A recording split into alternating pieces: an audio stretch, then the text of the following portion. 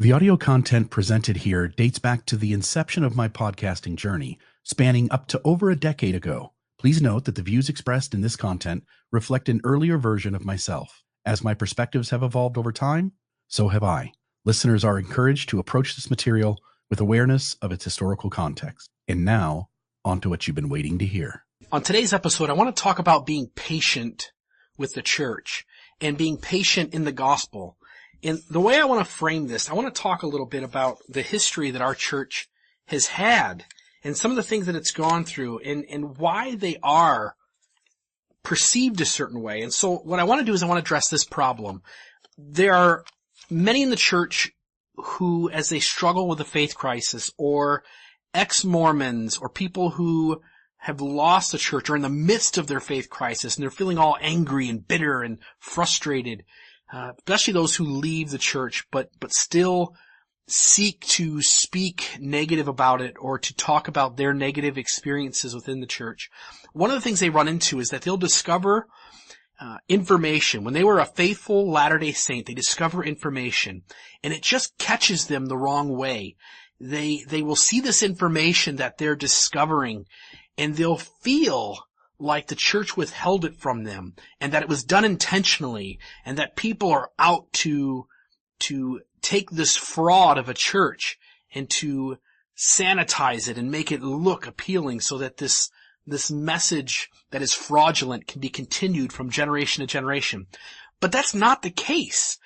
And I want to try to help us set up a framework that takes this idea, this concept of how we perceive the church as a ex-Mormon or as a critic, and begin to maybe show why things happened the way they did. Now I want to use the starting point, and I want to talk about Palmyra. And so Joseph Smith Jr. is born in Sharon, Vermont, but his father's farm fails, I believe, 3 years in a row, and the family moves to Palmyra, New York to start afresh.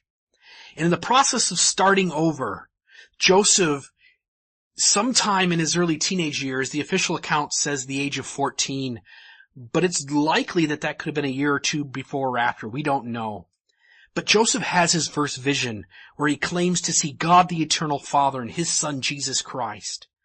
And after he has this vision, he reports that he tells a minister or two in the area about it and begins from this point forward to receive persecution. A few years later, he is visited by the angel Moroni and is shown where the gold plates are in vision. But he's also told something. He has told Joseph, "Your name shall be had for good and evil among all nations, kindreds, and tongues." And then he goes and he gets the gold plates. And when he gets these gold plates, everybody in the neighborhood who is as we're perceiving in our day, as the story is told, these scoundrels, but more than likely they are just everyday people like Joseph, but they're greedy, just like everyday people. There are those of us who are power hungry, and we want things, and we're willing to take them from others if a chance presents itself. And so these type of people, they want these plates.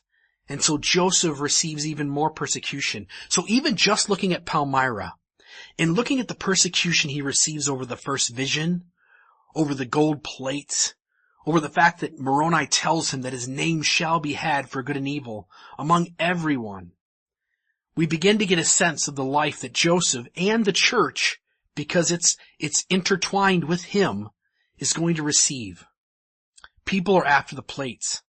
They're after the Mormon Bible, and even after the book is published and the plates are taken back, people in the area are persecuting Joseph, and they're persecuting the church in Palmyra because of this Mormon Bible.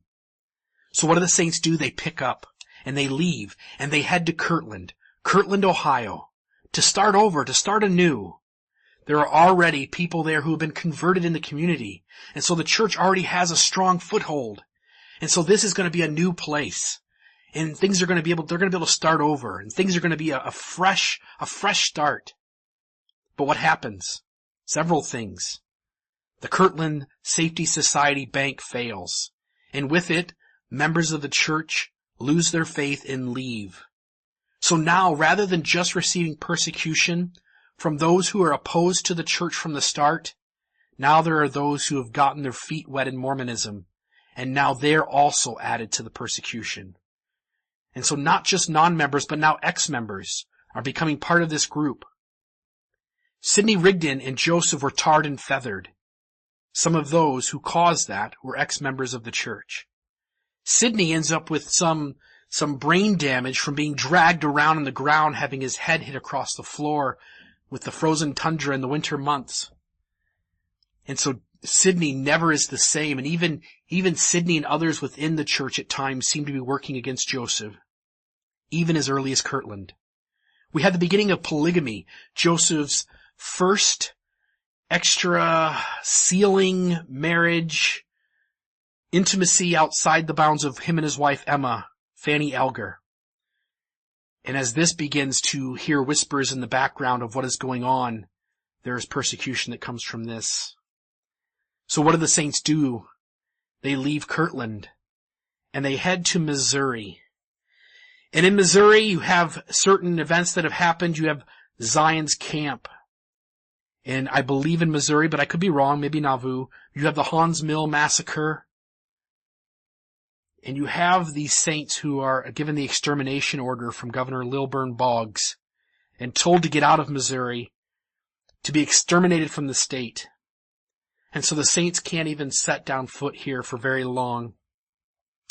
So then they move to Nauvoo. And at Nauvoo, polygamy hits its full stride. And as you can imagine, whether God called the prophet to practice that principle or not, irregardless, because that's not the debate on today's episode, irregardless, persecution came from it. Now you can sit and argue over whether it was deserved or undeserved. That's not the point. The point is that persecution came. And then you look at the politicians and the political things that were going on. The people in Nauvoo who were non-members, who were frustrated that these saints, the Mormons, were beginning to have great influence over political matters. And then you've got on top of that people like John C. Bennett, who comes in and practices spiritual wifery, which essentially puts a smudge, a huge smudge, on Joseph trying to initiate this principle of polygamy. And John C. Bennett is taking this kind of principle and twisting it and turning it into something that is absolutely horrid and despicable. And so it only adds to the persecution that the saints receive. So you've got the non-members, you've got the ex-Mormons, and eventually Joseph Smith himself is martyred. He is assassinated in the Carthage jail in Carthage, Illinois, a short distance from Nauvoo. The saints go on, they try to build their temple, but persecution does not stop with the death of Joseph. Persecution continues. It thrives. And it goes on. So the saints, in the midst of building their temple and trying to take out their endowments as individuals, can't even complete the process. And eventually, with their backs turned towards the Nauvoo temple, they head west. Eventually to land in Salt Lake City, the valley, the Salt Lake Valley, the Utah Territory. But along the way, they have to deal with people like Samuel Brannan, who turns his back on the Mormons and flourishes out in California. They have in the back of their memory Joseph Smith being offered by those who he thought would at least be fair, offering him peace talks. And every time he would go to have these discussions, he'd be arrested on some other trumped-up charge. With that in their memory, the saints arrive in the Salt Lake Valley. They've had enough. They've put up with persecution left and right. Yes, they've had a few friends along the way. But generally speaking, they have been persecuted very heavily. And at least within the United States, and those churches that have started up and tried to make a place for themselves, the Mormons have to be on the top of the list of those who have received the most persecution. But yet they come to Zion. Come to Zion, come to Zion. That's where they go. And when they get there, they essentially put up a wall. Not a literal wall. But here, Utah is empty. Nothing can grow there. And finally they think they can be on their own by themselves with no one to pester them. They ask all who convert to the church to come to Utah, to come to the valley, to come to Zion, to the center, the center stake of the entire church. Everything is inward. Everything is grabbing them and pulling them in. So immigrants from other countries, people from other spots in the United States, make their trek west to arrive at Zion. Now, let's talk about the people who play a role. We want to get frustrated with leaders who want to paint the church in a perfect light. But what we fail to realize is we don't grasp the context of their story. Joseph F. Smith, the 6th president of the church, his father was killed. His father was Hiram Smith, killed with his brother Joseph in the Carthage jail. Joseph F. Smith lost his father to the persecution of the church. Then you've got Joseph Fielding Smith, who's the grandson of Hiram Smith, who was the 10th president of the church. His grandfather was killed because of the persecution. He knew and understood and realized, because he was born in 1876 and polygamy didn't end until 1890, he realized the political turmoil that was going on because of this practice of polygamy. He was not naive to the persecution we were receiving. And then you have his son-in-law, Elder Bruce R. McConkie, whose father-in-law, whose grandfather-in-law, both had this history, this culture, this milieu that they were growing up in. And his great-grandfather-in-law is Hiram Smith, assassinated with the prophet Joseph in the Carthage jail. Is it no wonder then that the saints all turn inward, that they're protective of their image? This is just 3 leaders I'm sharing who obviously are deeply impacted by this history. But if you think for a moment those who made the trek west weren't influenced in the same way by the death of the prophet Joseph Smith, you don't think Brigham Young was influenced by this attitude of others to persecute to the nth degree, to take things way, way too far? If you don't think this impacted how they thought through things, how they saw things, how they tried to have their perception of the gospel and of the church be known to all the world, how it impacted their asking everyone to come to Zion rather than all of us sparsing out among the world, because the world didn't like us and the world didn't treat us very good. And so you ask yourself why the church protected its image, why it was cautious to discuss certain issues. It's because from day one, nobody liked us.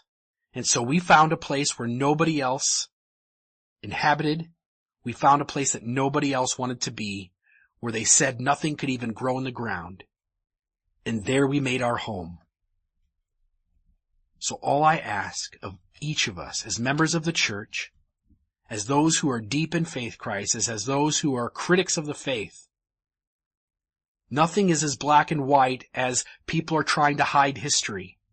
It just isn't that simple. The fact of the matter is, it is complex. And until one looks at the context of why people think and say and do the things they do, one will continue to see this issue in black and white and will fail to understand that until we get the detail and see things as they really are, we can only begin to grasp the love, the concern, and the protectiveness that leaders of the church have had for a faith that has been nothing but picked on from day one. Now, for those who are struggling, you need to have patience. You need to have patience with leaders who fall short because of the context of their experience. You need to have patience with people in your ward who don't know the history. You need to have patience with leaders, local or stake or otherwise, who have never had to deal with somebody in faith crisis before. Brothers and sisters, patience is a virtue that is learned well. In the name of Jesus Christ, and may the Lord warm your shoulders. Amen.